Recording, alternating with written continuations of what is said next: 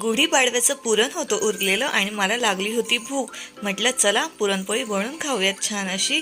So इथे ना मी 2च पोळ्या होतील असं कणिक भिजवून घेतले आणि पुरणही तितकंच होतं.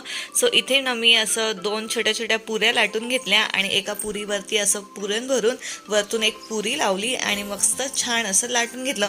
मला ना ते डायरेक्ट बनवताना एका ह्याच्यामध्ये ते पुरण भरून असं मोदक सारखं हे करतात ना, ते नाही येत मला. सो मी आणि हा ना माझा फर्स्ट ट्राय होता.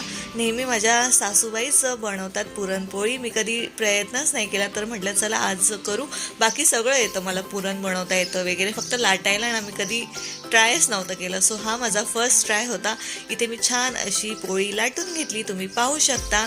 आणि एकीकडे टाकलं तव्यावर छान असं तूप आणि मस्त अशी पुरणपोळी शेकून घेतली.